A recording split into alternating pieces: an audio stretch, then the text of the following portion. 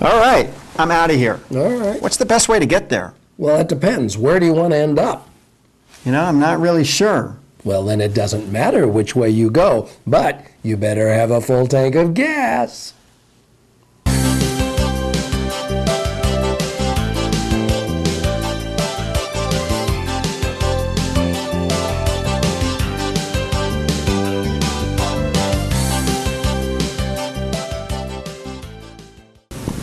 Vince is a real estate broker. Okay. And between the projects he's working on, what his agents are doing, his staff, there's lots of projects going on in his office all the time. And it seems to him that all of these projects create a lot of confusion and even chaos in the office, certainly more than he would like. So his question is, do you have a system to help me organize and monitor projects more effectively? Well, Vince, we do. And what we're going to share with you today are 5 powerful, open-ended diagnostic questions that you can use to establish, clarify, and monitor projects both in your business and in your life. Plus, you can use these questions to help prospects and clients develop and organize their goals and outcomes. Now, we're going to take a look at all 5 questions, and then we'll go over them one at a time. The first question is, what do you want? Question number 2 is, how will you know when you've got it? 3 is, what will happen if you get it? Question 4, what will happen if you don't get it? And question 5 is, what's stopping you from having it already? Well, those are obviously powerful questions, but how can Vince use them in his office to organize and monitor projects? Well, let's take a look at the first question, which is, what do you want? That question sort of reminds me of the old Yogi Berra quote, if you don't know where you're going, that's where you'll end up.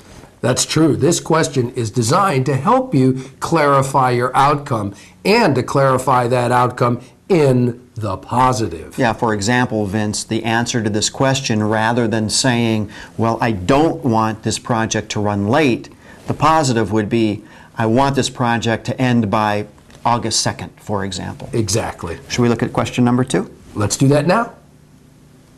How will you know when you've got it?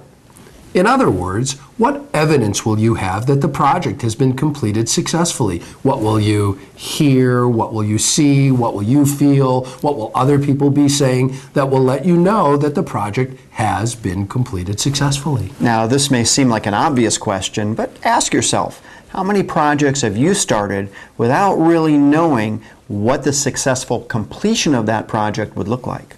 What about question number 3? Okay, question number 3 is, what will happen if you get it? Now, this is a great question to help gauge the impact that the successful completion of a project might have on either you or your organization. Vince, you had mentioned that sometimes projects lead to chaos.